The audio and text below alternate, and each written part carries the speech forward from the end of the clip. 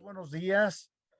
Quiero agradecer a FIARDE, al Instituto de Jurídicas, realmente la invitación a participar en este evento.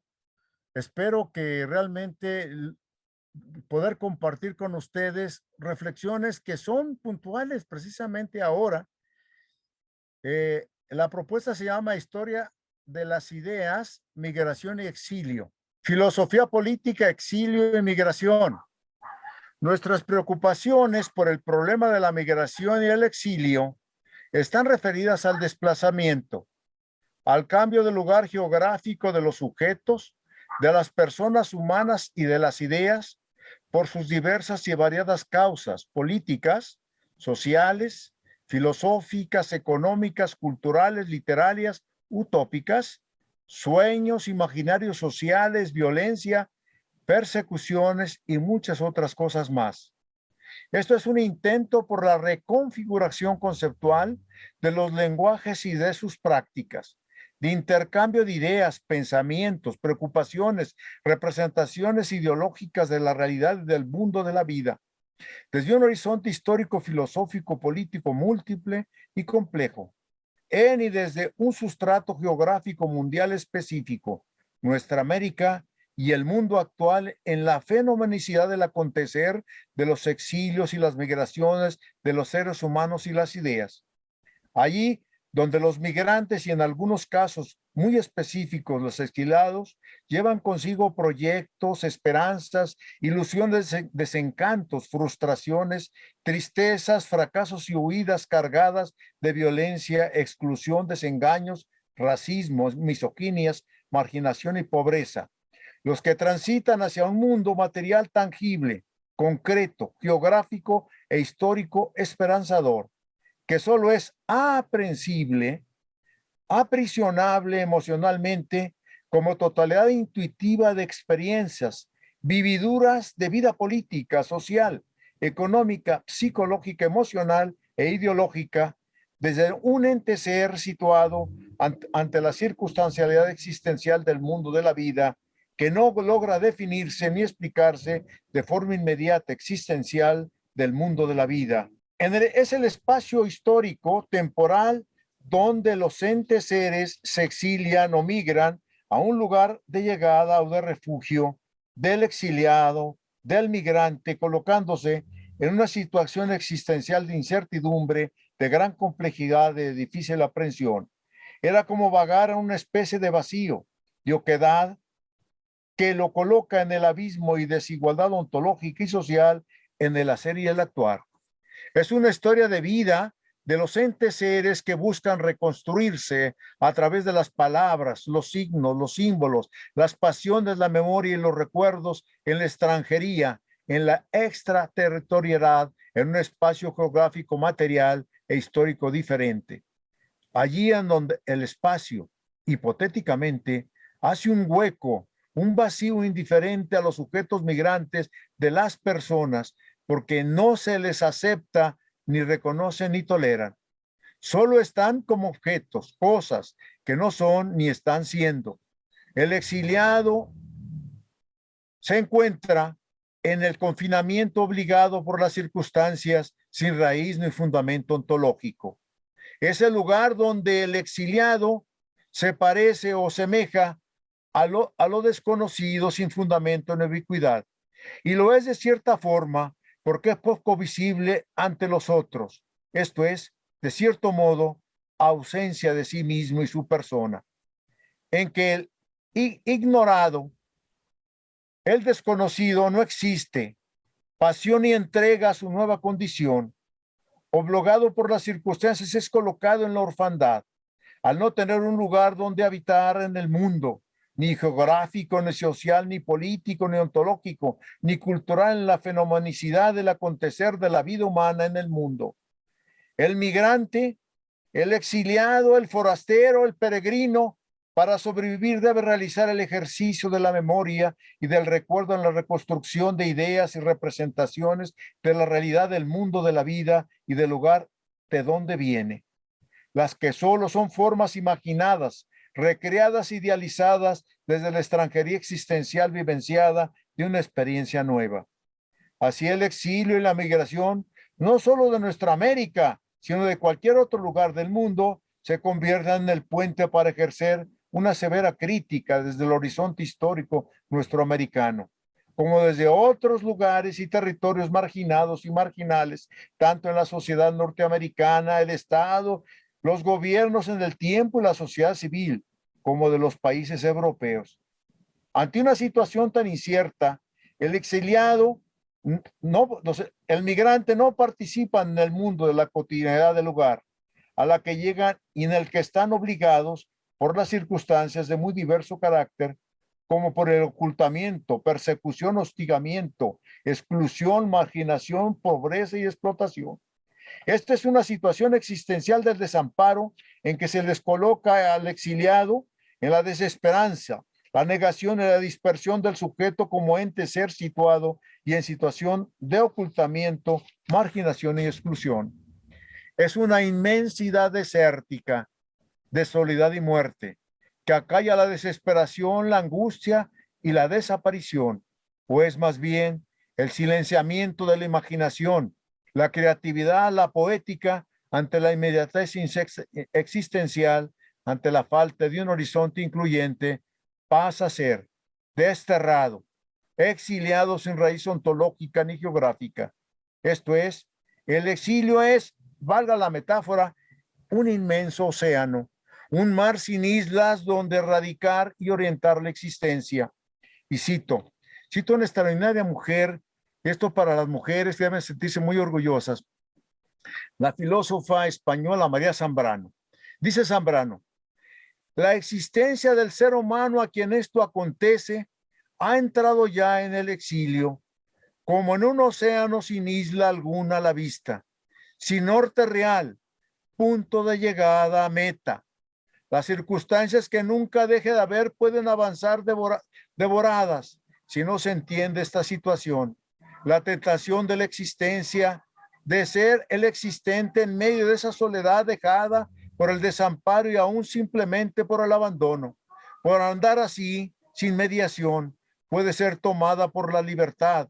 Y mientras tanto, el que se ha encontrado solo bajo la sombra inmensa del desamparo ante la inmensidad de la vida, sin sentir siquiera que la vida ande en esa inmensidad, se ha quedado así, así simplemente. No podrá decir cómo ni por qué, ni puede, ni punto de partida en el forzoso arranque de lo que fue patria, ciudad, casa, horizonte, paisaje familiar.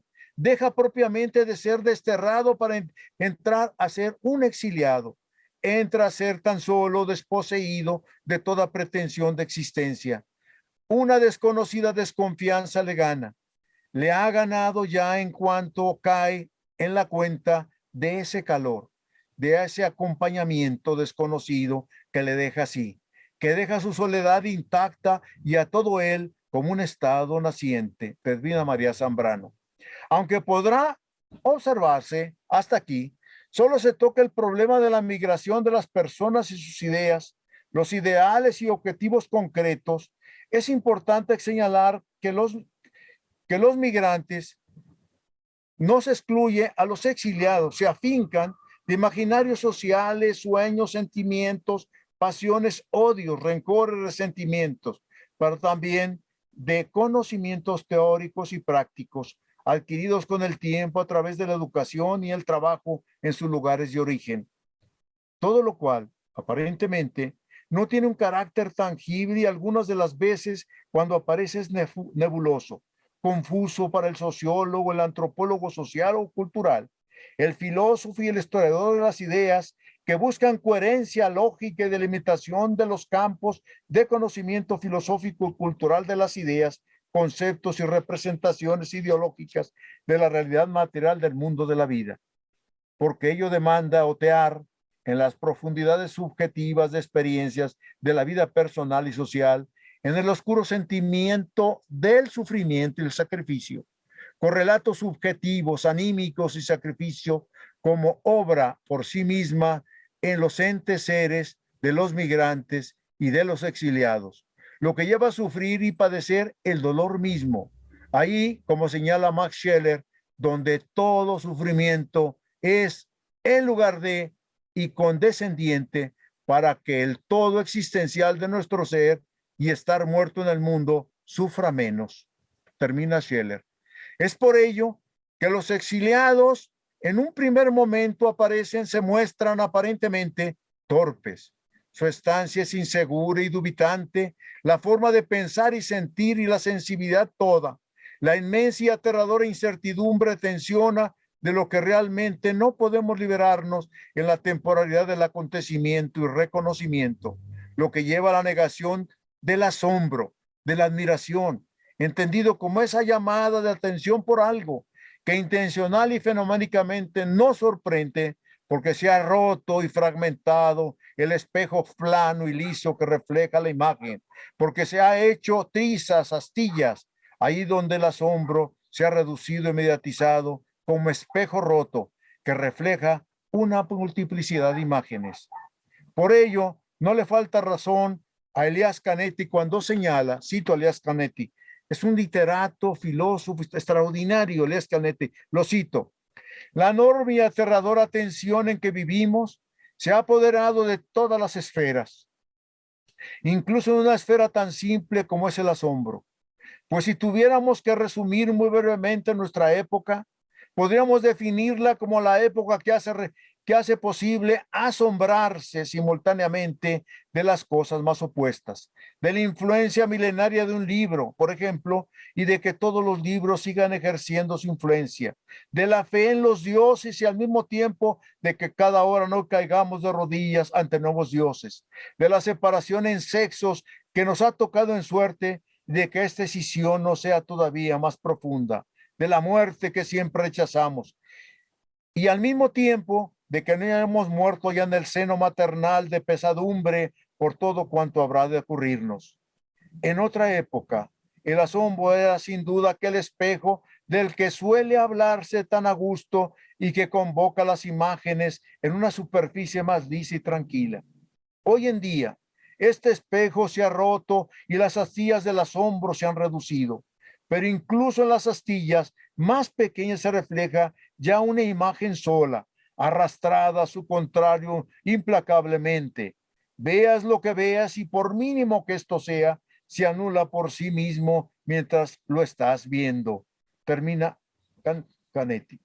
Por, por esta misma razón y algunas otras cosas más, se requiere reconstruir los ejes de las racionalidades, las formas de sentir, pensar, actuar y analizar las nacionalidades desde un horizonte propio, en un mundo que sea incluyente de la diversidad y la pluralidad de los saberes, en una velocidad inusitada y cambiante e inestable, lo que solo es posible cuando se haya procedido a hacer un inventario de sentido y connotación de ese conjunto de conocimientos y de saberes, allá donde la imagen, como representación del mundo, como escribe Roland Barthes, adquiere significantes típicos, los cuales dependen de sustancias metaforizadas y obtusas que se expresan en imágenes, símbolos, iconografías, palabras, objetos imaginarios, representaciones del mundo, que muestran las conductas humanas en las formas de ser y pensar en el mundo de la vida, en las condiciones de existencia toda, de una existencia situada inmersa en una realidad ideológica que obstruye mirar planamente los acontecimientos de muy diversa naturaleza, de manera sesgada, oblicua, esto es, si puede decirse, un mirar de reojo, de manera obtusa, diagonal e indirecta. Por lo tanto, no tiene una existencia objetiva en el sentido cientificista o positivista, sino que está cargada de subjetividades y simbolismos que hacen una construcción de sentido y significación. Empero, hay que advertir que la objetividad y la subjetividad humana no son parte de la razón. Por lo mismo, no puede reducirse solo a un argumento lógico, semántico, coherente, porque semióticamente está cargado de metáforas y simbolismo. Ahí donde, además, se incorporan lenguajes, imágenes, representaciones simbólicas, ideologías, formas de imaginar, soñar, factores constituyentes de la razón humana. De esta forma, la sustancia obtusa de Roland Barthes es un significante sin significado suspendido entre la imagen y la descripción, la definición y la aproximación al sentido semántico de significación con sentido. Es decir, la sustancia obtusa, desde las teorías del lenguaje y las semánticas neopositivistas y univocista, construyen la metaforización cargada de una polisemia de sentido concebida, cargada de nostalgia, alejamiento y acercamiento. Se trata en la reconstrucción de la existencia del migrante, el exiliado, lo que adquiere significación y sentido si se la mira desde la realidad concreta, históricamente situada y en situación existencial de ellos. Esto es un intento de recuperación de la memoria, del pasado, de los recuerdos, en un presente inestable, esencialmente inconsistente, obtuso, inaprensible, como la pura razón lógica enunciativa. Piensen ustedes que los migrantes llegan a distintos lugares, o el exiliado, y van con muchos sueños o van huyendo. La situación, llevan toda una tradición, una forma de ver, entender, de pensar, de sentir, pero no son aceptados. Y precisamente hay una posición incluso racista. La experiencia en el mundo ha sido así, en Europa, en los Estados Unidos y todos los migrantes. Por lo tanto, las formas de entender la realidad y el mundo de los otros coloca a los migrantes con toda su carga ideológica, teórica, ontológica, epistemológica y cultural en la alteridad no horizontal e incluyente. Entendida esta como la situación de un otro diferente, de uno igual racial, social, política, económica, cultural e incluso intelectualmente.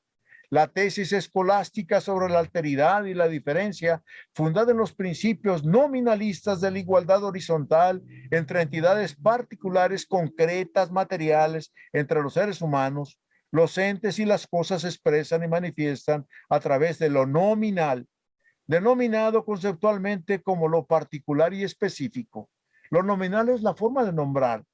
Decían precisamente los grandes filósofos, como por ejemplo Ockham, que, que realmente los universales, esos universales que estamos acostumbrados a pensar, son vocis flatus, voces vacías. Entonces, es la nominación, dar nombre, es darle un sentido y una identidad, una construcción. Lo después se hace en un horizonte completo. Esta es una forma oculta ejercida desde los gobiernos de los países receptores de los migrantes, por la cual estos buscan encubrir y negar los derechos humanos de los extranjeros, de los migrantes. El mundo del país receptor de los migrantes exiliados no busca ni quiere dar razón de estos, porque desde el sentido jurídico y legal no tienen derechos y por lo tanto no existen, son invisibles. Con la negación de los otros se intenta superar un problema que debe ser resuelto urgente y necesariamente porque atenta contra los más elementales derechos del ser humano. Cuando miramos en el horizonte histórico, político, social de las revoluciones estadounidenses, francesa del siglo XVIII, encontramos que aparecen en el mundo moderno las propuestas de organización social y de derechos en los cuales, por lo menos hipotética y formalmente, no se justifican los privilegios ni la movilidad que impide los cambios en el cuerpo social, político, jurídico y de derecho, los que evolucionan constantemente hasta llegar a la actualidad como ejercicio social y político radicado en la desigualdad, exclusión del extranjero, del migrante y especialmente de origen racial diferente y de género. Por esta razón es necesario recuperar el papel importante de la historia que hermeneutice la interpretación y la explicación de los acontecimientos, que los interprete, explique desde un horizonte de sentido. Esto es pensar una historia en perspectiva que no solo muestre las verdades históricas, sino también las aberraciones y absurdos, lo demencial, lo cual implica romper las verdades abstractas, formales, sin contradicciones ni oposiciones concebidas como inferenciales lógicas, lo que implica reconocer las injusticias y buscar las alternativas de salida del minotauro de la historia oficial positivista, en un ejercicio crítico de ella, es hacer un ajuste con el pasado y romper con las veneraciones históricas tradicionales y sin crítica. Esto es, como dijera Michel Foucault, la insurrección de los saberes sometidos. Al respecto, Foucault señala que, lo cito, por saberes sometidos entiendo dos cosas. Por una parte, quiero designar los contenidos históricos que han estado sepultados, enmascarados en el interior de las coherencias funcionales o en sistematizaciones formales. Concretamente, no es realmente una semiología de la vida manicomonial, ni tampoco una sociología de la delincuencia, quienes han permitido hacer una crítica efectiva del manicomio y de la prisión, sino directamente la aparición de determinados contenidos históricos. Y esto simplemente porque solo los contenidos históricos permitieron encontrar de nuevo la ruptura de los enfrentamientos y de la lucha que los amaños funcionales de las organizaciones sistemáticas tienen por objeto ocultar. Ahora bien, los seres sometidos son esos bloques de saberes históricos que estaban presentes y soterrados en el interior de los conjuntos funcionales y sistemáticos, y que la crítica ha hecho reaparecer evidentemente a través del instrumento de la erudición. En segundo lugar, por saberes sometidos, pienso que debe entenderse también otra cosa, y en cierto sentido, una cosa diferente. Toda una serie de saberes calificados como incompetentes o insignificantemente elaborados, saberes ingenuos, inferiores y jerárquicamente al nivel del conocimiento o de la cientificidad exigida. Recuerden que los saberes, decían los medievales, antes de Foucault, por cierto, quien detenta el saber, detenta el poder. Y esta forma de saberes, hay una forma de exclusión y es una forma ideológica, no filosófica, no crítica, no jurídica. Los derechos humanos de hoy. Por lo mismo, puede decirse que los derechos humanos de hoy trascienden las barreras políticos, sociales, religiosas, culturales, raciales y de género tradicionales.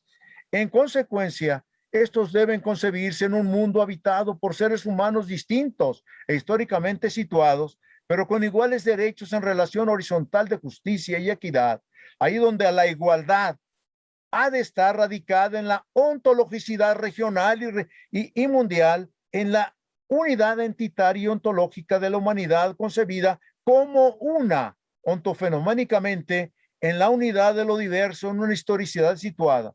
Esto es, un saber histórico de lucha por alcanzar un sentido incluyente de la diversidad humana en todos sus horizontes. Los derechos humanos son categorías políticas, jurídicas y filosóficas que se pueden integrar en un solo bloque, porque estos han tenido cambios significativos desde su primera versión. Los derechos humanos, sin la precisión de una evolución histórica como de desarrollo del contenido de su concepción, requieren ser nuevamente revisados, pues de otra manera resulta difícil una investigación y un conocimiento serio, justo, equitativo y solidario sobre ellos. Las distintas nociones de los derechos humanos deben precisar sus diferencias en la medida que ahora se encuentran en entredicho las distintas formas de propiedad social y que se postula la propiedad individual como norma.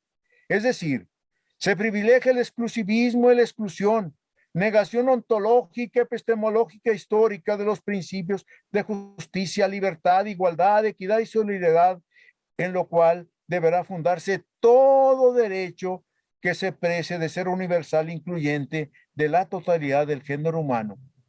Si partimos de estos supuestos, podemos ponernos en camino para establecer los límites de los derechos individuales, sociales y así diferenciarlos en la ontologicidad del ser, en la medida que estos persiguen establecer una noción de sociedad como un cuerpo unificado en sus partes y cumpliendo distintas funciones jurídicas, sociales, políticas, económicas y de derecho, las que deben buscar una aplicación particular y exclusiva no solo de una nación, sino que debe ser común al género humano concebido como totalidad unitaria de la unidad en la diferencia. Decían los medievales que todos los seres humanos son iguales por ser diferentes. Parece una aberración, pero no es así, porque cada uno de nosotros tenemos una identidad. Eso es lo que hace la diferencia. expresión de las ideas filosóficas y literarias de la palabra como fundamento del ente ser.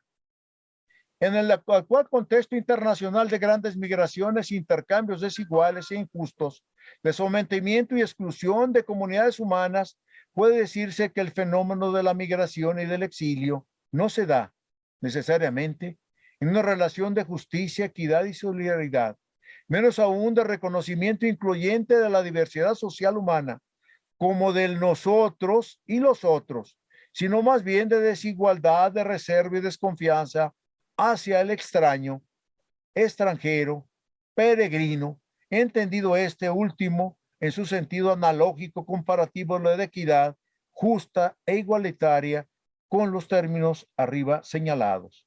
Ante esto, lo que aquí vamos a reflexionar sobre la migración es más bien, utilizando una metáfora del filósofo catalán Eugenio Trías, el sujeto y sus sombras. Es decir, sobre los lenguajes, las ideas, la simbología, las metáforas de las individuos que lo expresan y producen. Desde un sujeto del filosofar que analiza y critica como ser situado en un horizonte histórico y social. Estoy convencido por la experiencia de investigación y reflexión sobre este problema que no existe nada más importante que el ser humano, con sus diferentes formas de ser y de producir condiciones de existencia material, espiritual y cultural. El ser humano, por su carácter material, social, biológico, psicológico, es un ser, como señala Marx y Sartre, de escasez, de necesidades biopsicosociales y espirituales. Es decir, es ente ser de necesidades materiales, biológicas y espirituales, las que de no ser satisfechas llevan inevitablemente a la angustia, a la desesperación, a la desolación, inclusive a la muerte. En el proceso dialéctico de argumentación de poiesis y metafísica, en la ontologicidad fenomenológica histórico-temporal, se dan relaciones dialógicas que metaforizan realidades metafísicas, simbólicas, conceptuales que buscan construcciones discursivas y lenguajes en un haz de relaciones complejas de diversos niveles de significación y sentido. De la teoría filosófica su ontologicidad fenoménica, es decir, en su temporalidad. En todo ello, juega un papel importante las múltiples determinaciones de la vida social y de las condiciones de existencia. Así, en palabras de Martin Heidegger, la poética solo es igualmente la interpretación de la voz del pueblo. Acuérdense que la homilía significa la voz del pueblo. Eso lo manejan los griegos y lo van a manejar después en el Evangelio. Es la voz dirigida al pueblo. Heidegger conoce muy bien las tradiciones medievales y religiosas. Entonces Heidegger se mete precisamente eso. La voz del pueblo es la voz realmente de la comunidad. Y cito a Heidegger. Dice Heidegger, la esencia de la poesía está encajada en el esfuerzo convergente y divergente de la ley de los signos de los dioses y la voz del pueblo. El poeta mismo está entre aquellos, los dioses y el pueblo. Es un proyectado fuera en aquel entre los dioses y los hombres. Pero solo en este entre y por primera vez se decide quién es el hombre y dónde se asienta su existencia. Poéticamente el hombre habita esta tierra. En este sentido, termina Heidegger, puede decirse con Juan David García Vaca y Heidegger. Juan David García Vaca quizás es uno de los filósofos no suficientemente reconocidos, tan importante como cualquier filósofo internacional. Entonces, Juan David García Vaca hace un análisis precisamente sobre un texto de arte y poesía de Heidegger, y él, vean ustedes cómo lo dice con sus propias palabras, por eso hay una analogía. Es la construcción creativa de lenguajes que metaforizan al ser, a los entes seres, a los objetos, a las cosas, a las diversas realidades materiales, formales, metafísicas, ontológicas, científicas, se expresan con lenguajes elusivos, metafóricos e indirectos, con la intención de aprender las diversas realidades que se expresan y manifiestan su ser a través de la palabra, como verdad metafórica de lo aprensible, del mundo de la vida, de muy diversas y metaforizadas formas. Dice Juan David García Vaca, Poesía y metafísica se parece a aire, atmósfera de luz, no a hombre. Dios dos. Poetizar quiere decir crear, imaginar. Poetizar es esencialmente fundar el ser en las palabras, o en castellano, hacer castillos en el aire, hacerlos de aire. La cosa casa se asienta sobre la cosa tierra, y mi casa, mi tierra son de aire, ni se fundamentan sobre el aire, pero a pesar de todos los pesares y pareceres, ser se asciende y funda sobre aire palabras, un poco como el verbo se hizo carne. Pues bien, poetizar es faena divina, casi creación de nada, de esa no nada, que es el aire, hecho o moldeado en palabras. Me gusta más la metáfora, perdón, que el Heidegger, ¿eh? Pero bueno, eso lo dejo para que ustedes lo vean. Termina Juan David García Vaca. La filosofía adquiere su carácter de inteligibilidad al construir, reconfigurar la epistemología y la ontología, la explicación, la interpretación, lo simbólico, lo que inevitablemente requiere de un sentido hermenéutico y de interpretación, de comprensión y coherencia formal del conocimiento filosófico.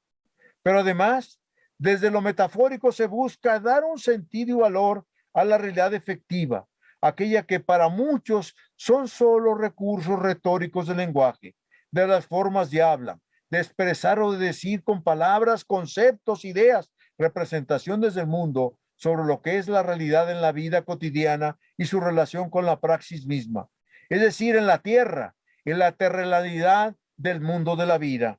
Y cito a Martín Heidegger nuevamente: el mundo no es mero conjunto de cosas existentes, contables o incontables, conocidas o desconocidas.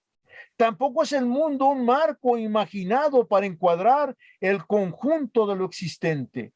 El mundo se mundaniza y es más existente que lo aprehensible y perceptible, donde nos creemos en casa. Nunca es el mundo un objeto ante nosotros que se puede mirar. Mundo es lo siempre inobjetable y de él dependemos.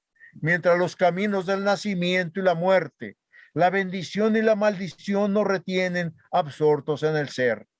El mundo se mundaniza ahí donde caen las decisiones esenciales de nuestra historia, unas veces aceptadas por nosotros, otras abandonadas, desconocidas y nuevamente planteadas.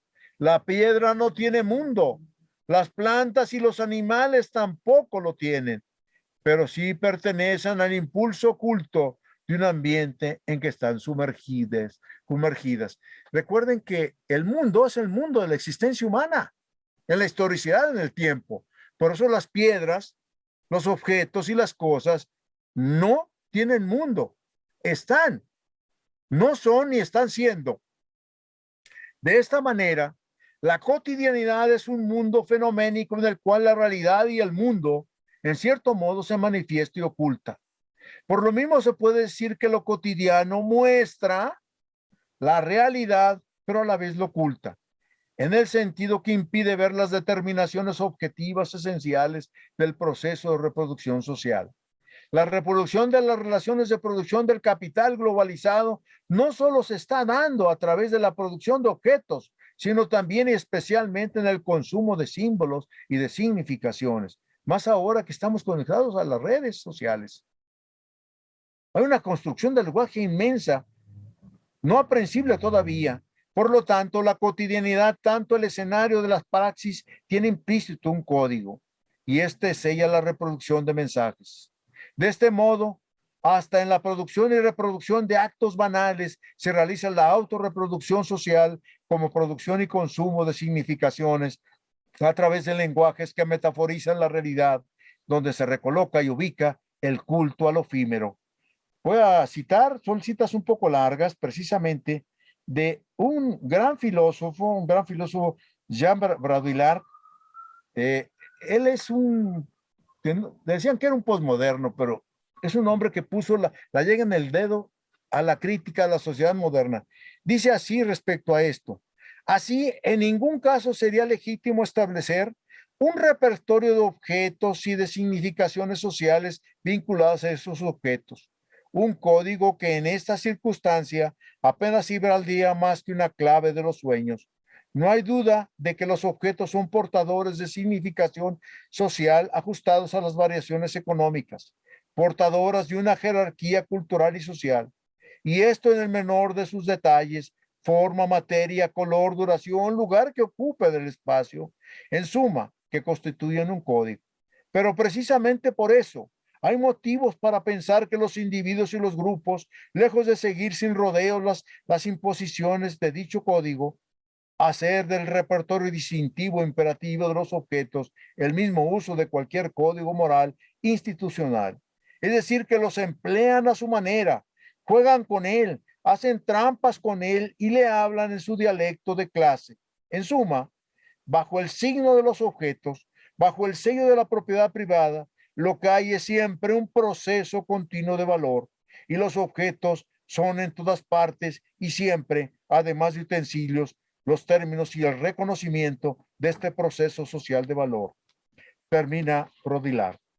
En la actualidad, la realidad mundial está tránsida de una serie de problemas sociales, políticos, económicos, científicos, tecnológicos, ecológicos, filosóficos, culturales, de guerras, de tráfico de drogas, de armas, de personas, de hambre, de miseria, marginación, exclusión, enfermedades, todo lo cual ha puesto en riesgo la supervivencia de la vida en el planeta.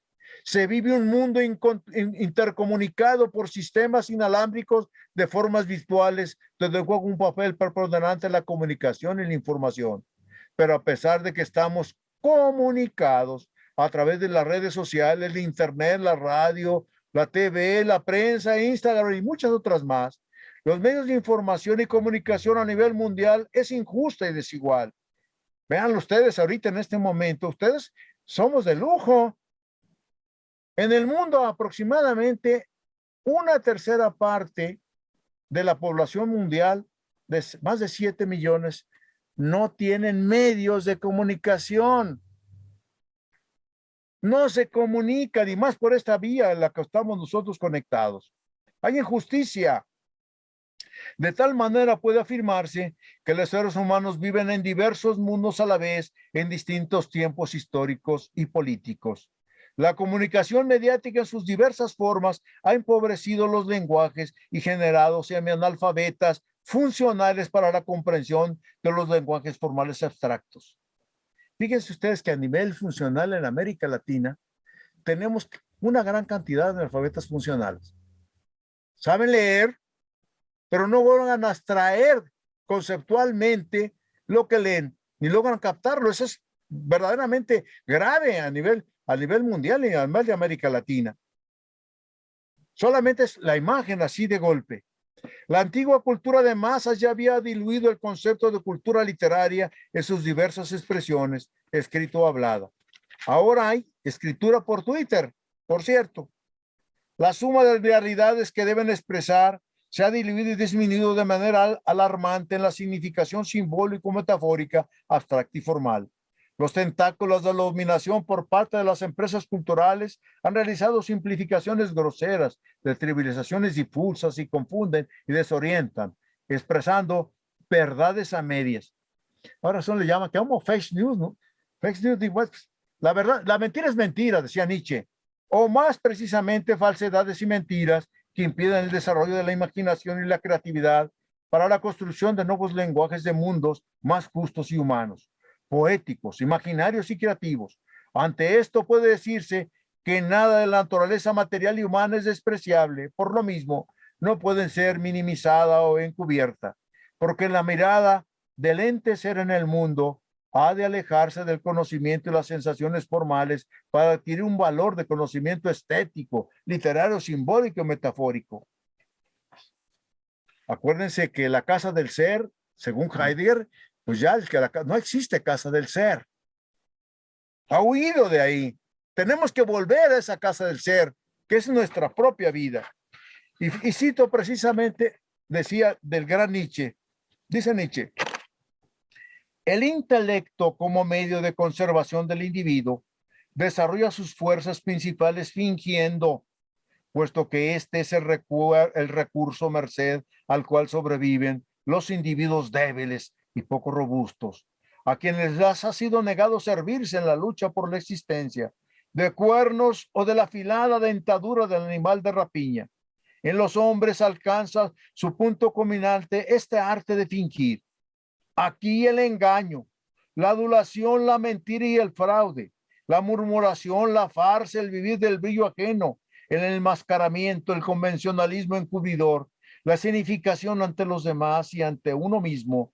En una palabra, el revoloteo incesante alrededor de la llama de la vanidad es hasta tal punto regla y ley que apenas hay nada tan inconcebible como el hecho de que haya podido surgir entre los hombres una inclinación sincera y pura hacia la verdad.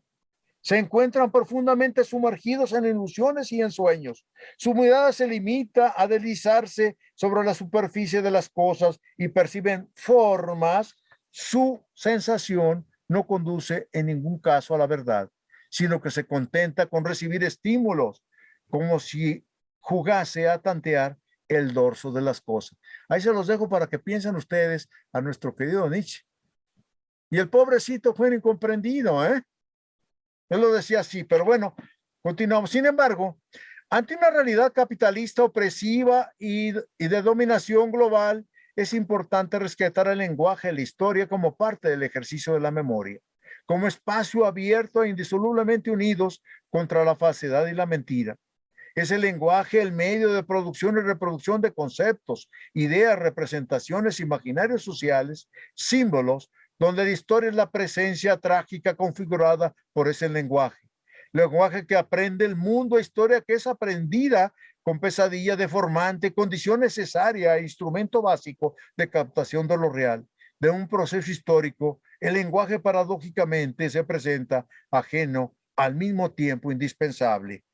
En términos generales, con la mundialización de los medios de comunicación, de las redes sociales, de Internet, se da un proceso que filtra, invade y limita los lenguajes hasta llegar al límite del empobrecimiento de las palabras expresivas, de sentido metafórico y de gran riqueza.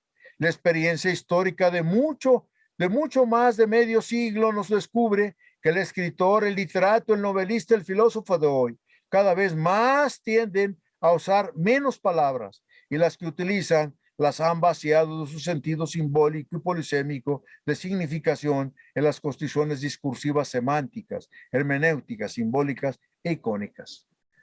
Fíjense ustedes que la mayoría de la gente se ha hecho estudios y realmente se encuentra que la mayoría de los jóvenes manejan no más de 1000 palabras.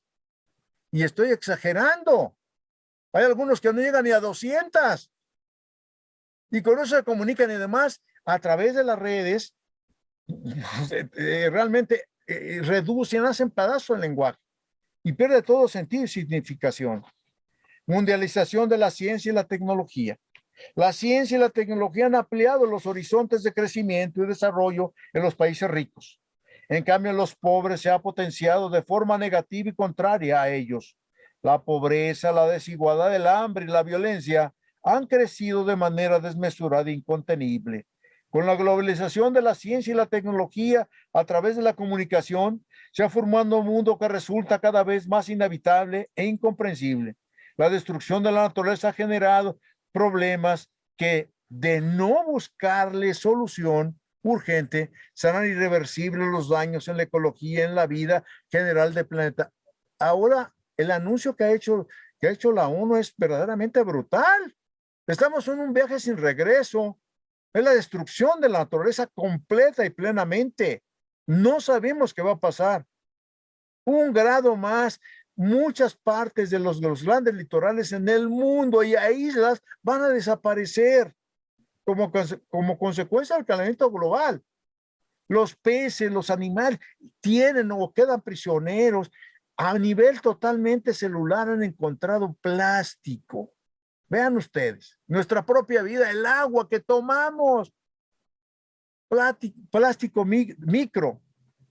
Es decir, en todos los habitantes del planeta, pero es necesario reconocer que toda negociación humana fundamental debe tener como núcleo teórico de reflexión a la vida, al ser humano con sus múltiples determinaciones, en diálogo de relación horizontal de justicia, libertad, igualdad, solidaridad, democracia, lo que requiere navegar con la diferencia, pero también con la diversidad. Es decir, esto es algo muy complejo. Este debe ser el espacio histórico temporal donde todos política y éticamente estén incluidos, porque intrínsecamente el valor de la vida del ser humano es infinitamente no cuantificable.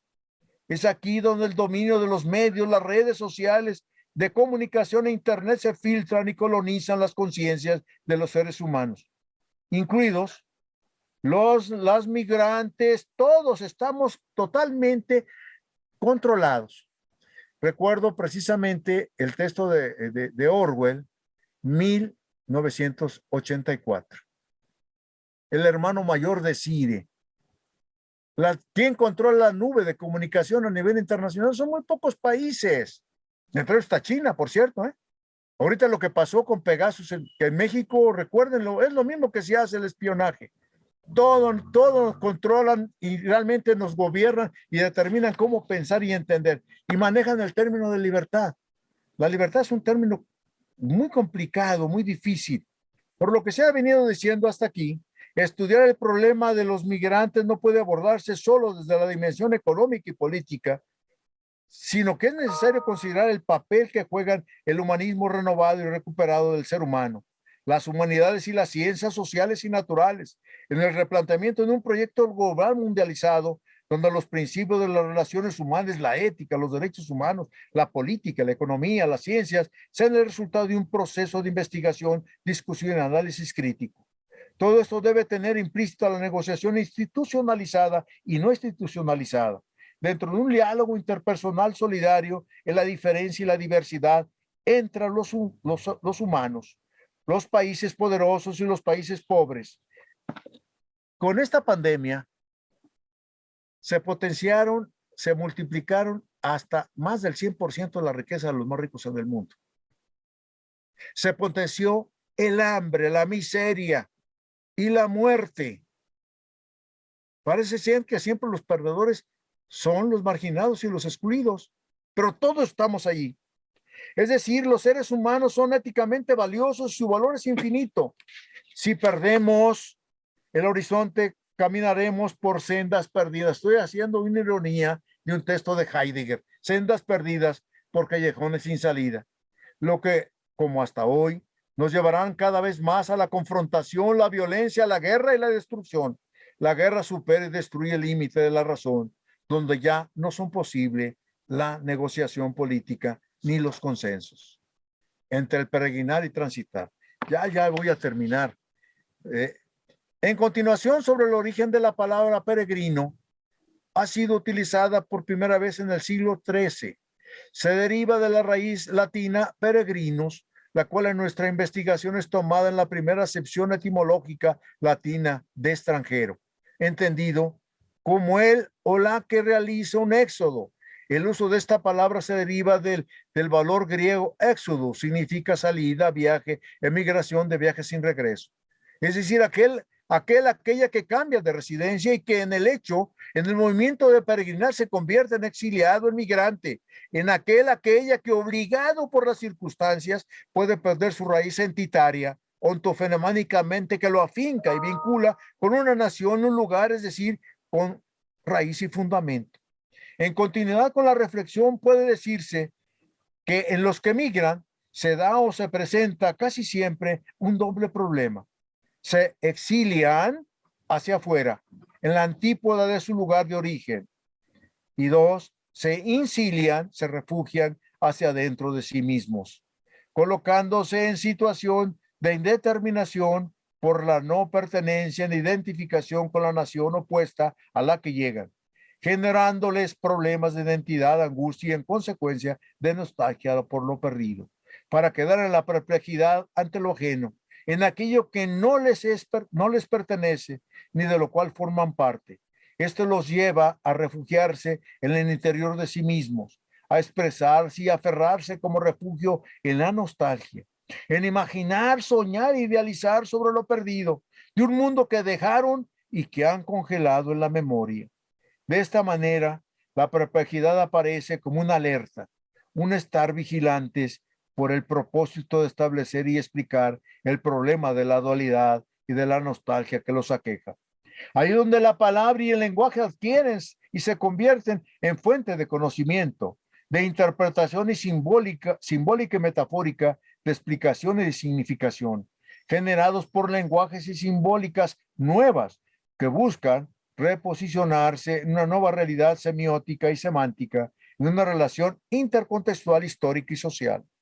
Es decir, se da un fenómeno muy curioso con la inmigración, donde el forastero se convierte sin desearlo en peregrino que se refugia en la remembranza y la nostalgia sobre lo perdido y la esencia, sin tener la presencia segura y firme en el lugar de que llega. De tal manera, los migrantes viven en el vacío entre el lugar donde están y aquel a que pertenecen.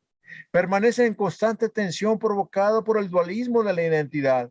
Por lo mismo es demasiado complejo encontrar raíces culturales porque los sujetos se han escindido entre los dos países y entre los dos lugares para quedar en un entre, en el Nepantla. La palabra Nepantla significa en medio. No soy de aquí ni soy de allá. No tenemos un sostén verdaderamente. Y casi todos pasan con las primeras generaciones de los hijos de mexicanos o de otras partes que llegan, por ejemplo, a Estados Unidos, pero vimos sucede en Francia y en todas partes. Hay un problema con esa primera generación porque no tienen una identidad, tienen que irla construyendo.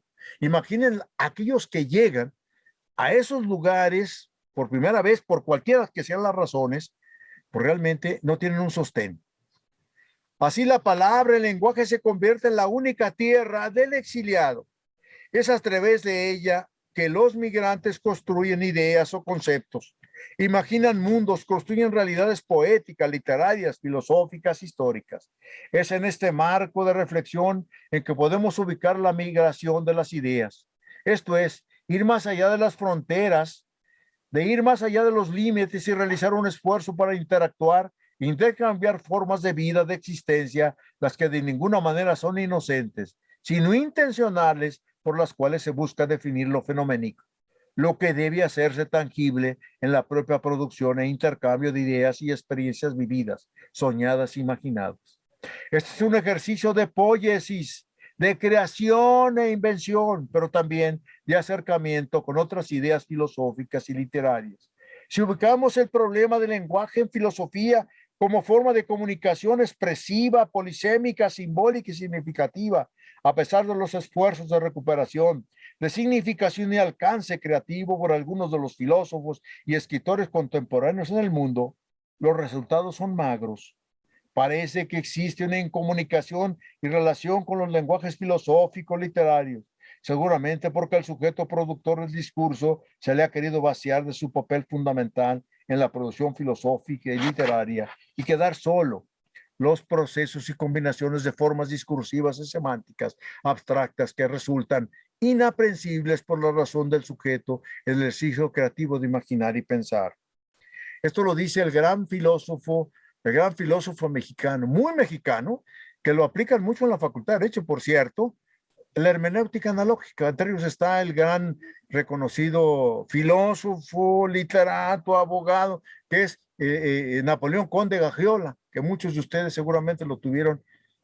No quiero decir que lo padecieron, pero Napoleón es un hombre con una erudición increíble. Y él llevó la hermenéutica analógica, estuvo trabajando ahí, y que se crea una hermenéutica analógica jurídica que muchos compañeros en la Facultad de Derecho lo manejan. Es un ejercicio poético que trasciende los límites de la reclusión intelectual para dar la batalla y enseñorearse en la plaza pública. A pesar de las oposiciones y obstáculos para que se exprese el exiliado, se da un desajuste entre la persona pensante y el mundo del poder político cargado de prejuicios, de creencias e ideologías excluyentes e intolerantes. Por lo tanto, el exiliado tiene que batirse por la defensa de sus ideas e incluso por las ideas de otros, contra los prejuicios de unos, los dominadores excluyentes y nugatorios de los derechos humanos de los migrantes. Eso es un batirse a favor del pensamiento crítico contra aquello que es políticamente incorrecto, como es la defensa de la dignidad de la propia vida y de la libertad de expresión, de las formas expresivas, poéticas y filosóficas que se expresan a través de metáforas y de lenguajes polifónicos. George Steiner, al reflexionar con este problema del vaciamiento del lenguaje filosófico, señala el sorprendente abandono de la palabra a través del tiempo. Y cito a Steiner, es un texto maravilloso, si pueden léanlo. Se llama Lenguajes y Silencio, ensayos sobre literatura, el lenguaje y lo inhumano. Dice Steiner, sin embargo, en ningún otro lugar como en la filosofía es tan pronunciado y sorprendente el abandono de la palabra. La filosofía medieval y clásica estaba embebidas totalmente de la dignidad de los recursos del lenguaje, de la creencia que las palabras manejadas con la precisión y las sutilezas necesarias podían matrimoniar intelecto y realidad. Platón, Aristóteles, Escoto, Tomás de Aquino son arquitectos de palabras que construían en torno de la realidad grandes edificios afirmativos, definidores y distintivos. Trabajan con fórmulas polémicas distintivas de las del poeta, pero comparte con el poeta el supuesto de que las palabras congregan, suscitan percepciones relevantes de la realidad. ¿Cómo termina Steiner? Como experiencia vital, existencial, toda migración representa la experiencia de emprender una vida más o menos nueva en otro país o lugar. Debe hacerse con una experiencia de singular fidelidad con el país de llegada, de un viaje sin retorno al que se deja, el refugio de la nostalgia de imaginar la patria, donde el espacio concreto se desvanece en la imaginación, ahí donde resulta cada vez más inaprensible y obligada a la reconstrucción y la creación poética de una realidad imaginada nueva.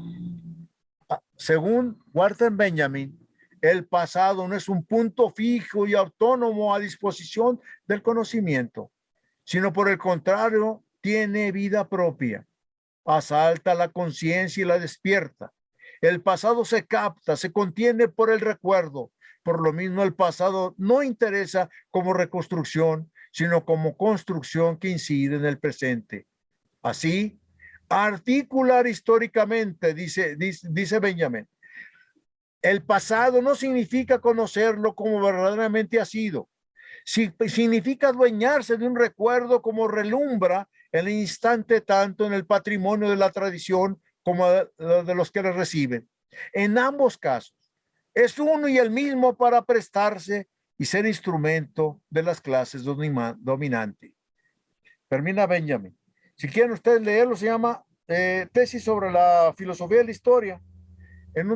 Su obra completa se llama Discurso interrumpido, si quieren revisarlo. O la traducción de Bolívar Echeverría. Desde este horizonte crítico de la tradición histórica de la modernidad ilustrada occidental, se hace necesario y posible afirmar que los migrantes, los excluidos, los extranjeros aportan nuevos conocimientos y esperanzas, a la vez que ponen al descubierto la injusticia y la exclusión. Además de aportar en lugar de que llegan conocimientos, ideas, experiencias, costumbres y formas de vida. Empero, esto no es un fenómeno fácil de explicar por los países imperiales. Ante todo, la actitud de negación de los derechos de los migrantes, de sus capacidades y habilidades de la humanidad misma. Fíjense ustedes que nosotros hemos aportado mucho a Estados Unidos.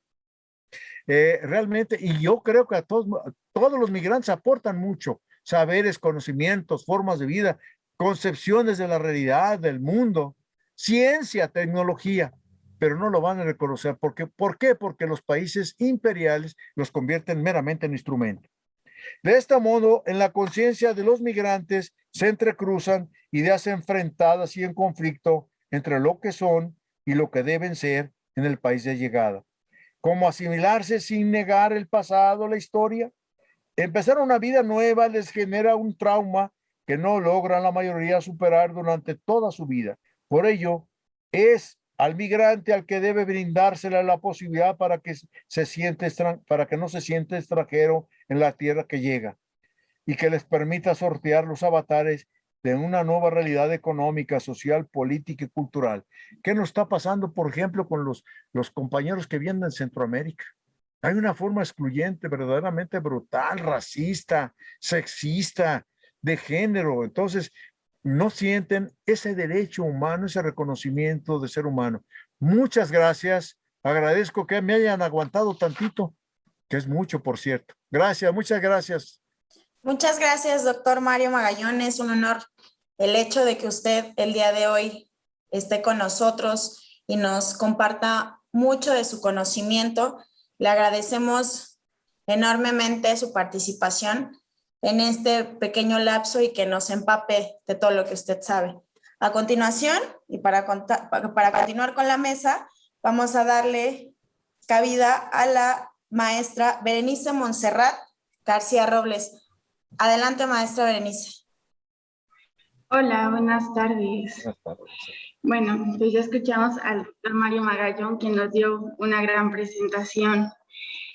Primeramente, agradezco la invitación a esta mesa, Justicia Poética 1, en el marco del cuarto Congreso de Filosofía, Arte y Derecho, en especial al doctor Humberto Rosas Vargas y a todos los demás organizadores, como lo son el licenciado Mario Magallón Argüelles, al doctor Isidro Saucedo y a la maestra Claudia Huerta Ramos. Saludo con afecto al doctor y a Anabel, así como a quienes un año más nos escuchan y ven en esta modalidad virtual. Esperando a la justicia. Bueno, primero que nada, poesía y justicia parecieran dos términos que transitan por vías distintas.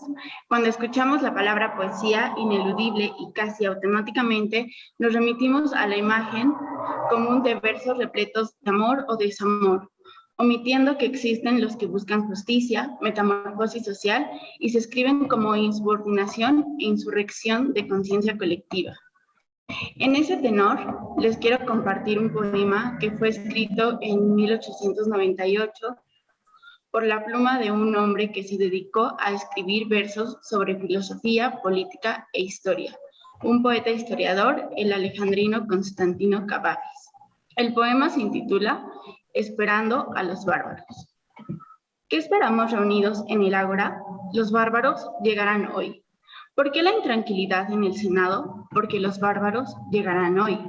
¿Por qué los senadores no legislan? ¿Qué nuevas leyes van a dictar? Cuando los bárbaros lleguen, harán sus propias leyes. ¿Por qué se levantó tan temprano el emperador? ¿Por qué está sentado en la puerta mayor de la ciudad, en su alto trono suntuoso y coronado? Porque los bárbaros llegarán hoy y el emperador espera recibir a su jefe. Ha preparado un pergamino donde le confiere títulos y honores.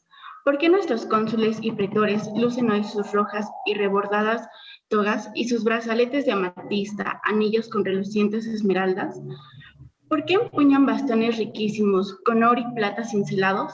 Porque los bárbaros llegarán hoy, y esas cosas deslumbran a los bárbaros. ¿Por qué no acuden hoy los oradores, como siempre, a decir sus discursos? Porque los bárbaros llegarán hoy y les aburre la elocuencia y la palabrería. ¿Por qué la repentina inquietud y confusión? Los rostros se han vuelto graves. ¿Por qué tan rápido los ciudadanos vacían las plazas y las calles y regresan a sus casas pensativos? Porque cayó la noche y los bárbaros no llegaron. Y gente que viene de la frontera asegura que ya no existen los bárbaros. ¿Y ahora qué sucederá sin los bárbaros? Estos hombres al menos ofrecían una solución. Al escuchar este poema, a primeras pareciera situado en la caída del Imperio Romano ante los bárbaros.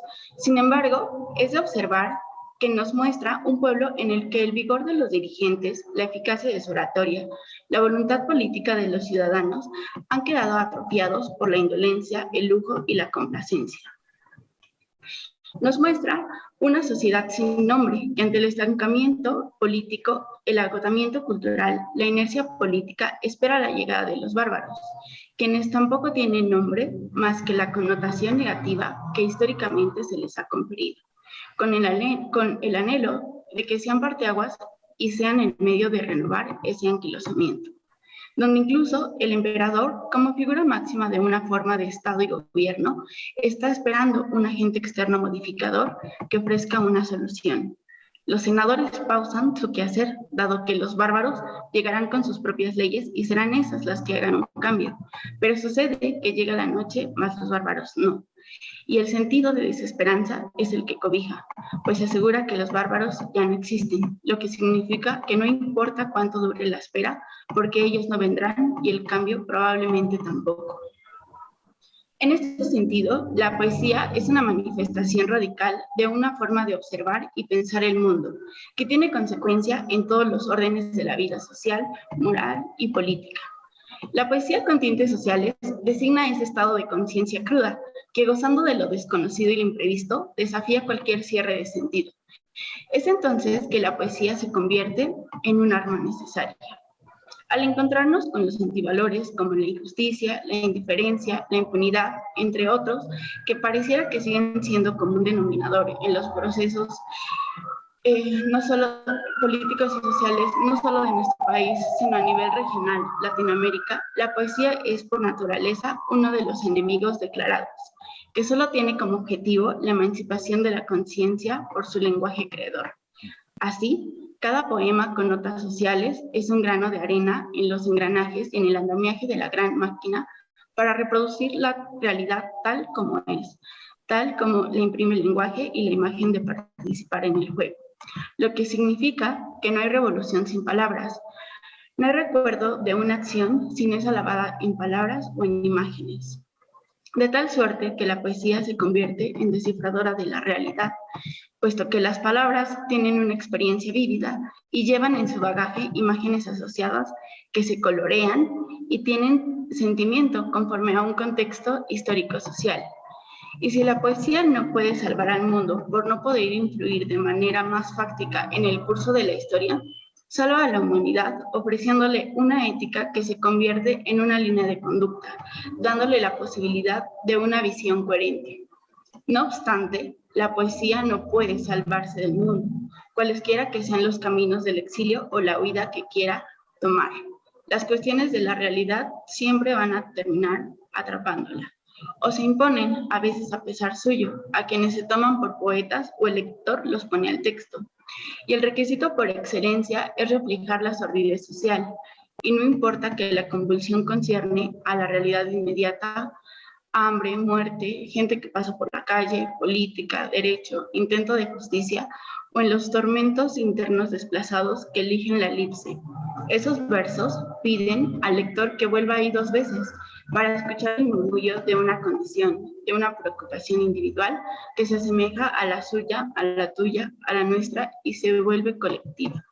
Es a través de su designación de la realidad y su capacidad para transmitirla con la mayor fidelidad posible, en varios modos, que la poesía actúa sobre el mundo y a su vez en la interpretación del cosmos. Lo hace de manera símil que la filosofía. La poesía es un gesto, es una forma de ser y de expresarse, y más allá una forma de comunicación que nace de la esencia misma del ser humano. Por tanto, es un acto radical de afirmación y transformación frente a las circunstancias sociales y políticas que vivimos, buscando a través de ese lenguaje expandir la conciencia. Mientras tanto, los regímenes políticos también crean su propio lenguaje, definido por palabras calibradas, a veces vacías de contenido, sin relación con la realidad histórico-sociopolítica. En sentido contrario, la poesía recupera toda su fuerza desde las consignas en las paredes hasta las letras de las canciones o las obras de teatro, marcas de un pensamiento que se posa en la negación de un orden absurdo. Y es en este lugar donde la poesía puede convertirse en un acto de búsqueda de justicia. He aquí que surge la interrogante de cómo se busca justicia, ya no digamos cómo se encuentra. Entramos en bucle porque me atrevo a decir que en la mayoría de las ocasiones el abogado intenta buscar justicia desde el derecho, desde la retórica normativa, desde lo positivizado, entendiendo como sinónimo de justicia al Poder Judicial, materializándolo en una institución conformada por un conjunto de jurisdicciones encargadas del ejercicio de este poder, juzgados, tribunales, etc. El jurista o el operador jurídico tendría que voltear a ver lo que sucede en la sociedad, es decir, no solo en la realidad jurídica, sino político-social, para de ahí poder trazar criterios más acordes a un contexto histórico que se está viviendo, lo que significa discernir la realidad. Aquí valdría la pena hablar de la relación juez-poeta. A veces son antagonistas, a veces aliados, pero están inevitablemente vinculados. En el fondo, comparten 3 principios interdependientes necesarios para un buen desarrollo de sus actividades esenciales para el cumplimiento de su papel dentro de la sociedad. Primero, la verdad. Ambos están en búsqueda de la verdad, o al menos deberían de estar. Pero ¿de qué verdad estamos hablando? Desde el punto de vista judicial, por ejemplo, vemos que la verdad jurídica no es necesariamente idéntica a la verdad histórica o acontecida. Esos vericuetos nos recuerdan la necesidad de la ética y la deontología para que esa verdad se transforme en una búsqueda de la justicia menos enrevesada. En segundo lugar, la libertad, es decir, la existencia de condiciones que permitan a los jueces y a los poetas hacer su trabajo. Aquí podemos identificar obstáculos como que muchas veces el quehacer de la justicia se pone al servicio del gobierno en turno, mientras que los poetas, al hacer lucha desde sus versos, se vuelven objeto de represión o persecución política. Por último, la independencia. La independencia está consagrada en todas las constituciones democráticas en lo que respecta al sistema judicial y es esencial para garantizar la confianza de los gobernados y la sociedad en el sistema de justicia. Empero, eventualmente, se limita a retórica constitucional. Debe garantizarse que el juez no esté condicionado por presiones políticas, económicas, sociales o de cualquier otro tipo. A menudo, las presiones no son directas, sino que adoptan la forma de órdenes no articuladas, lo que las hace más difíciles de identificar y, en consecuencia, de evitar. En tanto, el poeta debe tener la independencia de poder escribir desde su lenguaje y utilizarlo como herramienta de transformación social. Entonces vemos que el juez poeta no significa que éste realice sus sentencias en forma de verso o prosa, sino que es la valoración de las relaciones entre imaginación y razón, que hace en nombre de la racionalidad jurídica y no en contra de ella, sin ignorar que el juez no es legislador, que la invención de un juicio no es la creación, sino una interpretación, y recordando que éste se despliega en un marco interpretativo que multiplica las limitaciones institucionales como salvaguarda contra la arbitrariedad. Pensar en el juez poeta es pensarlo dentro de esas limitaciones y no fuera de ellas. Es saber que la imaginación no es condición suficiente del poder judicial, sino necesaria. También el juez poeta, articulando la razón y la imaginación en el discurso jurídico, debe ayudar a mostrar las fechorías de la escasa atención a la imaginación, patología de un formalismo excesivo y abstracto. En tanto, la justicia, en conjunto con la poesía, configura la realidad de una manera diferente y resalta otros aspectos, otros posibles. Al definir la interpretación, Paul Ricoeur, en su libro de Interpretación y Argumentación Jurídica, escribió que la interpretación es el camino que sigue la imaginación productiva, cuando el problema ya no es aplicar una regla conocida a un caso supuestamente descrito correctamente, sino encontrar la regla bajo la cual es apropiado colocar un hecho que en sí mismo necesita ser interpretado. Dicho esto, quiero dar algunas conclusiones. Primera, habría que evitar un error que muy rápidamente se caricaturiza en el desprecio, que es pensar que dar cabida al arte, en este caso a la poesía, en la búsqueda de la justicia o en el quehacer del derecho, abriría a un énfasis lírico e irracional. De ninguna manera es o podría ser así. Por el contrario, el arte humaniza y se convierte en un mecanismo social. Incluso vemos que la filosofía es quien más ha pensado, observado y estudiado a la justicia. Segunda, cualquier lectura, cualquier escucha de un poema demuestra de inmediato que otro lenguaje y por tanto otras representaciones del mundo son posibles. Es la ocasión probable de un despertar de la conciencia. una objeción en acto con consenso deleterio, multiplicando el efecto del poema, haciendo oír su impropiedad en todo momento y en todo lugar. Esta es la insurrección poética que estamos convocando. Tercera, el binomio justicia y poesía moviliza a la narración, enriquece, nutre y realza la dimensión antropológica y simbólica de búsqueda de justicia. En tanto, la justicia poética no se toma a la ligera a la justicia, la abre y la recuerda a una dimensión exploratoria. Se trata de imaginar más para juzgar mejor. Cuarta, me atrevo a afirmar que la búsqueda de la justicia es una labor inacabada, inconclusa. Es dable a una movilidad de conceptualización dada su naturaleza social. Siempre se van a añadir nuevos conceptos o nuevos elementos a los que se les debe hacer frente. Quinta, Latinoamérica, a pesar de sí misma, es un proyecto de justicia poética, con todas las situaciones histórico-políticas de las que somos conscientes, que vemos a nuestro alrededor, pero también con todo el potencial que esto encierra. Sexta y última, así como escuchamos que el pueblo sin nombre del poema de Constantino Cavafis esperaba un elemento externo para reactivarse y nunca llegó, nosotros no esperemos a que llegue la justicia. El poema de Esperando a los Bárbaros es un símil de cómo las sociedades muchas veces aguardan un agente modificador y la inacción, por supuesto, puede ser tan destructiva como una acción desacertada. Muchas gracias. Muchas gracias por su participación, maestra. Igual que el doctor Mario Magallón, es un honor escucharla. Y bueno, para continuar con nuestra mesa, vamos a darle continuidad a la licenciada Anabel Torres Cervantes. Adelante, licenciada, por favor, si es usted tan amable de continuar con la mesa. Hola, muchas gracias. Y qué placer ha sido escucharlos en tan poéticas ponencias. De verdad que espero hacer un poco de justicia a esta mesa que me fue invitada. Bueno,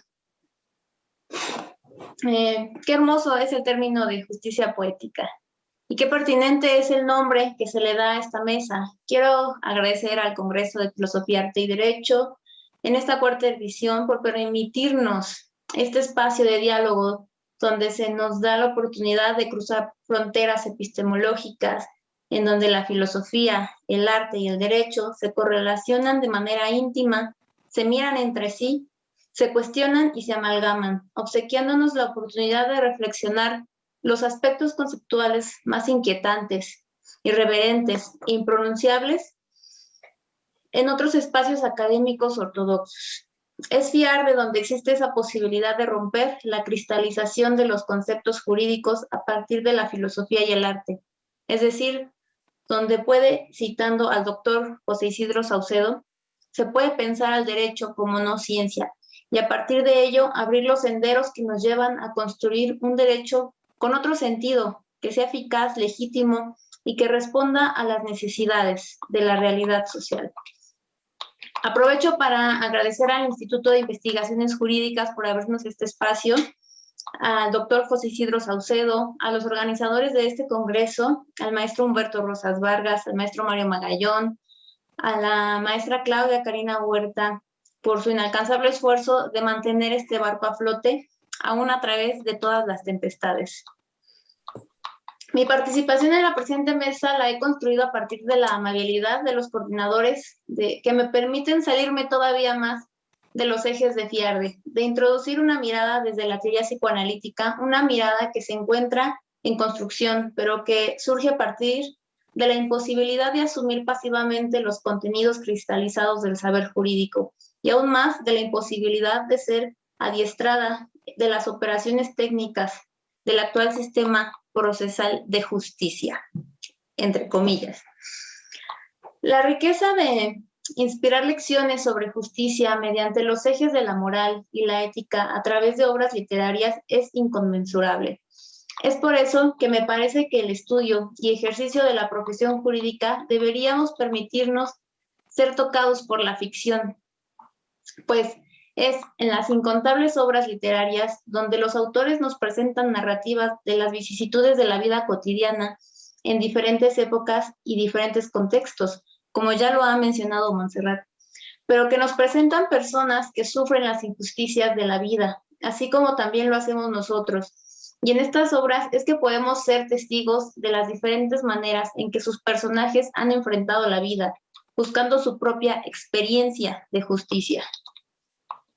Ahora bien, pensar que la justicia poética logra la simplificación de la polaridad del bien y el mal, donde la virtud y la bondad se premian, la maldad es castigada, sería caer en pensamientos infantiles de héroes y villanos, como si no existiera esa complejidad del ser humano compuestos por vicios y virtudes. Quisiera el día de hoy hacer breves comentarios respecto a una obra que nos expone el alma humana en sus más oscuras formas y perturbadas formas. Los hermanos Karamazov.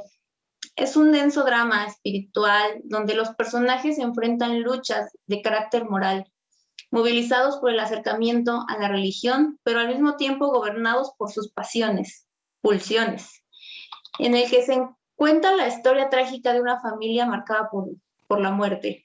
El padre, Fyodor Pavlovich Karamazov, se nos presenta como un ebrio, un desagradable y corrompido terrateniente que tiene 4 hijos. Dmitri, caracterizado por ser el más violento; Iván, un intelectual frío, materialista, racional; Alyosha, el hijo menor, que puede pensarse como el más pasivo y más apegado a la religión; y Smerdyakov, el hijo bastardo y resentido. Bueno, va a ser muy breve el comentario porque para hablar de los hermanos Karamazov tendríamos que utilizar todo un día para tan rica obra que nos da para reflexionar mucho. Bien, la novela gira en torno a las relaciones difíciles, perversas, que se establecen entre el padre y los hijos, hasta que este es asesinado, presuntamente por Dmitri, quien es juzgado y condenado. Esta novela se conduce a finales trágicos, sin posibilidades de redención, conduce inexorablemente al dolor y al sufrimiento, como lo es en la mayoría de las obras de Dostoyevsky. Dostoyevsky es uno de los mejores expositores no solo del alma rusa, sino del alma humana, esta alma atormentada, cargada de pesadumbres y complejas disyuntivas. Algo que emplea Freud para ejemplificar las disputas pulsionales como la vida y la muerte, el amor y el odio, la existencia de Dios. En este espacio quisiera incluir algunas anotaciones de Freud en su texto de 1928 titulado Dostoyevsky y el parricidio. En esta obra, el médico, neurólogo y padre del psicoanálisis Freud, a quien le fue solicitado un análisis de la obra Los hermanos Karamazov y del autor mismo desde la perspectiva de la teoría psicoanalítica, resulta llamativa esta solicitud porque no solo se le pide hacer un análisis desde el psicoanálisis a los personajes y a toda la trama de la novela, sino al propio Dostoyevsky, ante lo cual nos resulta una pregunta, que si es importante juzgar la vida y personalidad de los autores o si deberíamos ser capaces de separar la obra de su autor. Conocer el contexto en que cierta obra fue escrita nos permite darle una nueva mirada a la lectura, ya sea que se trate de una obra de ficción o en el ámbito científico, y quizás será pertinente y necesario que en algunas ocasiones pongamos a los autores en el banquillo de la crítica, pero bueno, ya veremos si eso resulta productivo para ciertos fines. Para Freud, dentro del análisis de la personal de Dostoyevsky, lo más complicado es su aspecto de pensador ético, pues en las obras de este autor podemos dar cuenta de su argumento sobre que solo se alcanza el grado supremo de eticidad quien ha llegado hasta la pecaminosidad más profunda. Comenta Freud que es ético entonces quien reacciona ya frente a la tentación interiormente sentida sin ceder a ella, pero quien alternativamente peca y luego en su arrepentimiento formula elevados reclamos éticos, se expone al reproche de que arregla las cosas de manera harto cómoda. Esta última idea me hace cuestionarme sobre la dimensión del concepto de justicia, pues más adelante en su escrito comenta sobre la permisividad de asesinar en la época de las invasiones, durante la cual los bárbaros, como penitencia del asesinato, pagaban una multa. Esta viñeta histórica no es ficción, y así como en estos tiempos, a lo largo de la historia de las civilizaciones, hemos creado más o menos permisos para transgredir los valores éticos, alterando la calibración de nuestra brújula de justicia. Los hermanos Karamazov es para Freud una de las 3 obras maestras de toda la literatura, incluidas Edipo Rey de Sófocles y Hamlet de Shakespeare. Resulta interesante que en todas ellas el tema central sea el asesinato al padre, como resultado de una rivalidad sexual por la mujer. Así lo apunta Freud. Quienes estén más familiarizados con la teoría psicoanalítica podrán reconocer que algo que nos estructura como sujetos es ese paso por el complejo de Edipo. Los sentimientos ambivalentes hacia el padre, amor y odio, que concluyen con el asesinato simbólico del padre. Vemos que en esta obra Iván exclama que el horror que demuestra por el asesinato de Fyodor por uno de sus hijos, dice: farsantes, todos desean la muerte de sus padres, los reptiles se devoran unos a otros. Si de pronto supieran que aquí no hay parricidio, se marcharían defraudados y furiosos. Es en esta cita donde desde el psicoanálisis siempre aquello que resulta más horroroso resulta también más importante, porque por algo nos da tanto horror. Freud propone que Dimitri es presentado como aquel criminal redentor que ha tomado sobre sí la culpa que otros debían llevar. Tal cual en nuestra sociedad elegimos los chivos expiatorios para lavar nuestras culpas, pues de no tenerlos a ellos seríamos nosotros mismos quienes tendríamos que asesinar. No se trata de compasión indulgente, precisa Freud, ahora lo cito, sino de la identificación sobre la base de los mismos impulsos asesinos en virtud de un narcisismo apenas desplazado. No por ello cabe impugnar el valor ético de esa bondad. ¿Acaso sea en general el mecanismo de la complicidad indulgente con otros seres humanos el que vemos con particularidad aquí, en el caso extremo del creador literario gobernado por la conciencia de culpa?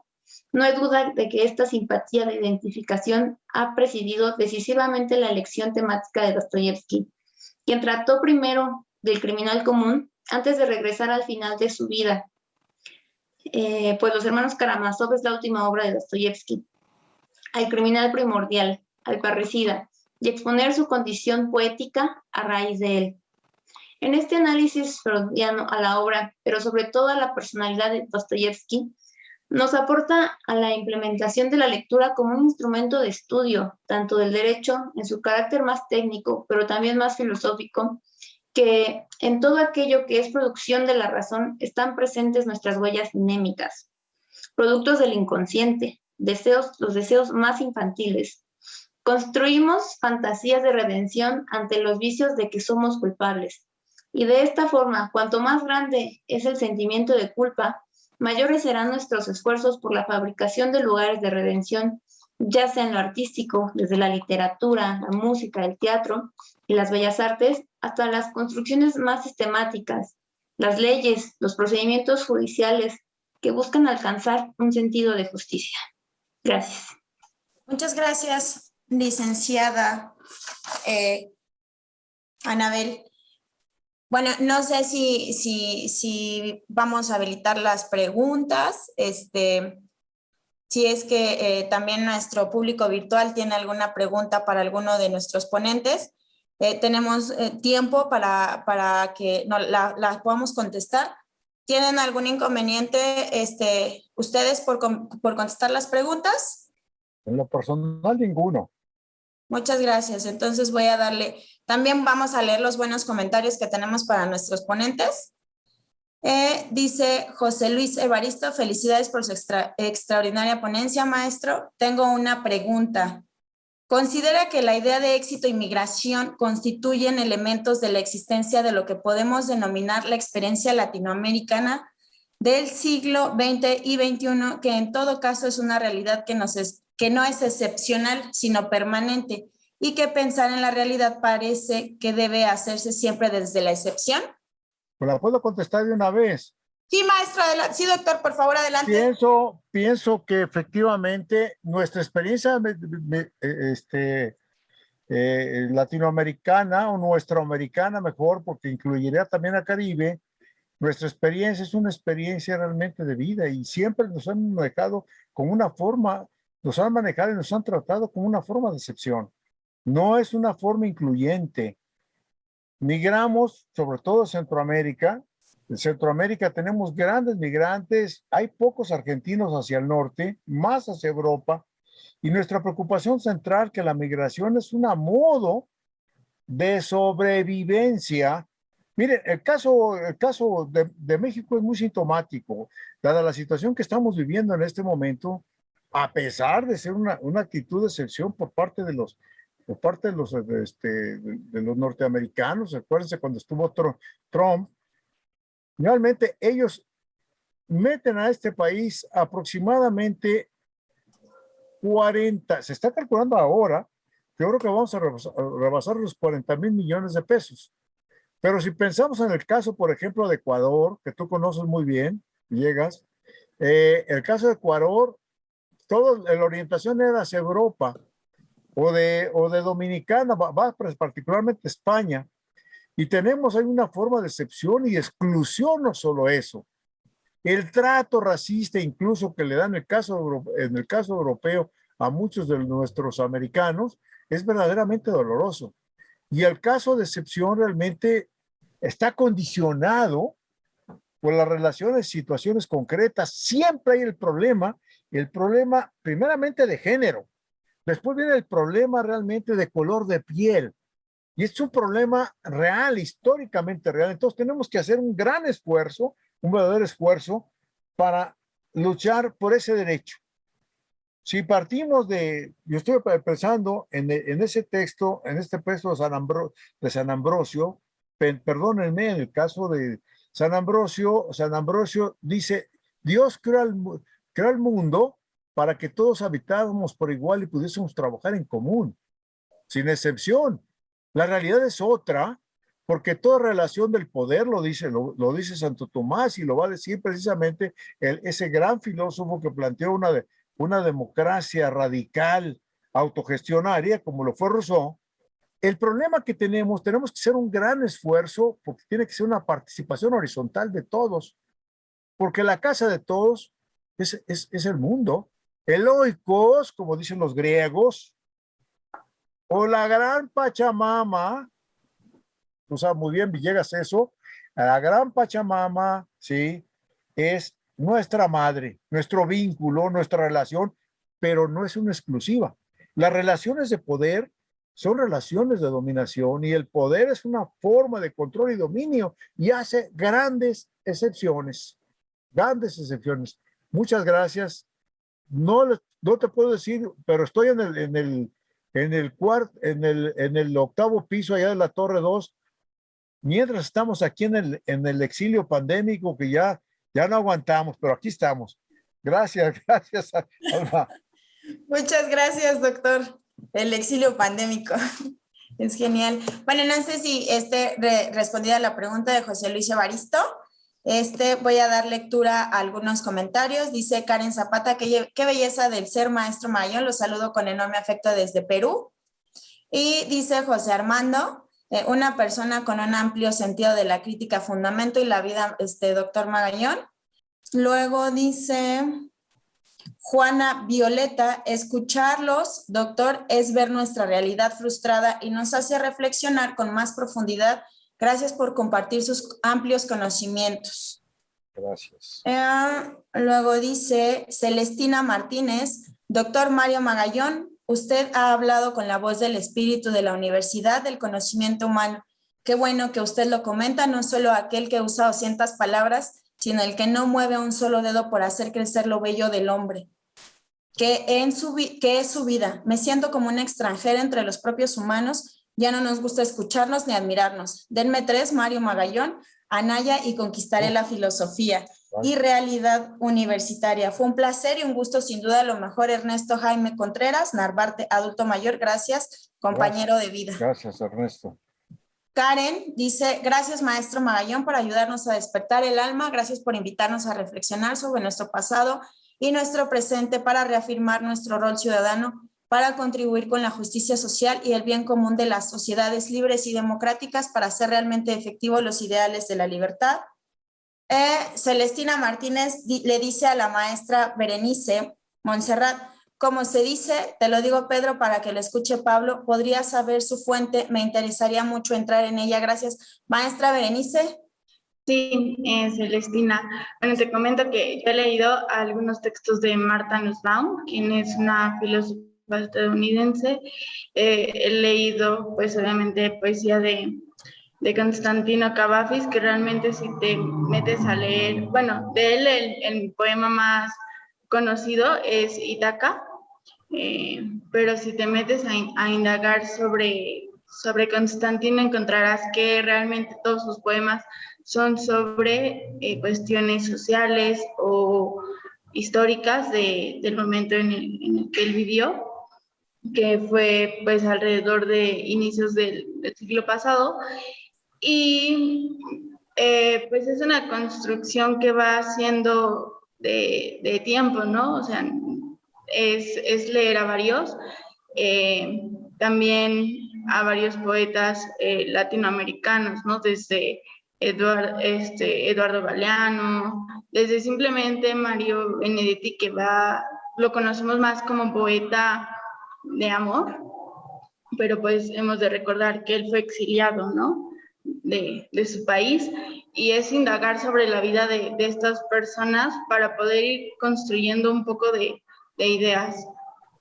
No sé si haya respuesto tu pregunta, Celestina. Muchas gracias, maestra. Leeré también algunos comentarios. Fernanda, qué gran reflexión hace la maestra Montserrat García Robles. Y Humberto dice, maravillosa ponente la exposición de la maestra Anabel Torres Cervantes.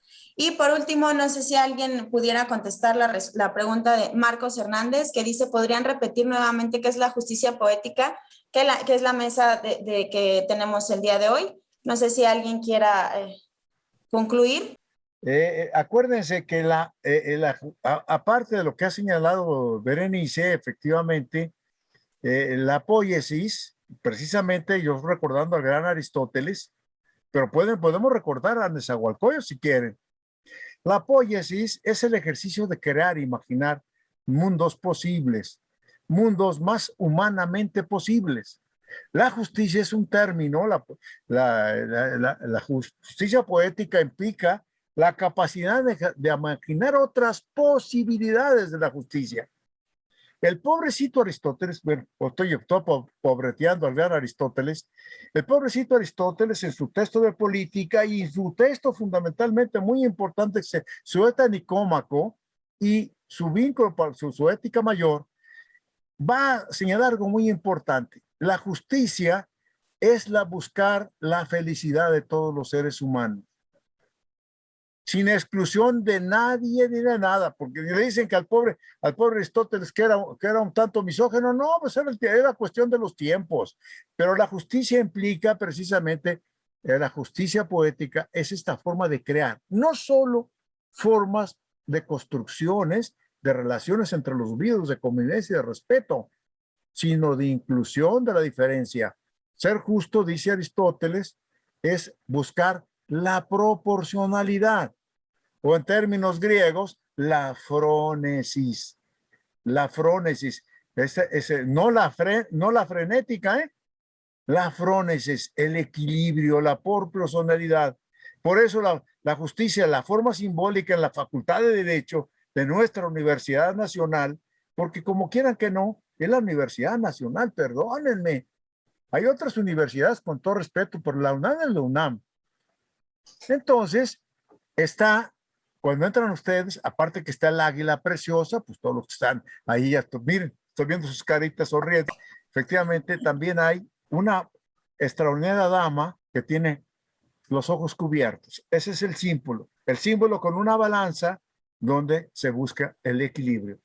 es ni más ni menos de Aristóteles, les sugiero que lean un libro de otro gran filósofo, abogado, filólogo, que es el maestro Gómez Robledo. No el padre no el hijo que estudió allí con ustedes, sino Gómez Robledo, que se llama La justicia en Aristóteles, para que busquen esta forma poética, creativa, extraordinaria. Y aprovecho porque aquí estoy viendo a mi querida, a nuestra doctora, a Rosy Sotelo. Le mando todo mi abrazo, que se hizo una tesis doctoral también muy importante porque está muy lejos, por allá en Oaxaca. Gracias.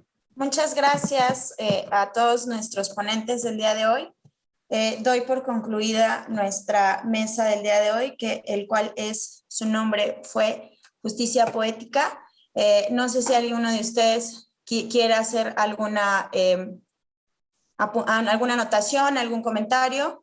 Bueno, yo quisiera agradecer nuevamente a Humberto, a Mario Magallón y al doctor Saucedo, la elaboración y coordinación de estos eventos que van construyendo senderos y líneas de investigación en América Latina, ¿no? O sea, ya las hay en otras latitudes como Europa, como Estados Unidos, pero construirlas desde y para nuestra visión, creo que esa es la importancia de estos eventos. Y pues me complació mucho compartir mesa con el doctor Mario Magallón y con Anabel. Gracias, Bernice. Igualmente, Montserrat. Igualmente fue todo un gusto estar con ustedes compartiendo esta mesa. Les mando un abrazo, gracias a todos, gracias por compartir. Nada más contesto rápidamente, aprovecho el momento porque tengo otro curso ahorita. Por eso es que me gustaría estar más con ustedes. Gracias. Me dices cómo podemos hablar de justicia poética desde un punto de vista objetivo. La razón no se construye de objetividades de manera positivista, sino de subjetividades humanas, de construcciones simbólicas donde se entrecruza la razón, el pensamiento, el sentido de verdad. Por eso se puso en crisis. La veracidad consiste en la consistencia de la construcción de sentido incluyente. Gracias, perdón. Gracias, Anabel, que fue muy bonito. Te faltó mucho de ese gran poeta, de ese gran escritor extraordinario, que por cierto era epiléptico. No y sé que si también fue exiliado. Sí, es maravilloso, es una experiencia maravillosa. Gracias, Monserrat. Maestra María Elena, Alma, un abrazote, Berenice. Los abrazo a todos con mucho cariño, con el cariño de siempre. Que estén muy bien. Muchísimas gracias a todos por su participación. Excelente cierre. Muchísimas gracias a todos y cada uno de los ponentes, a cada uno de los participantes.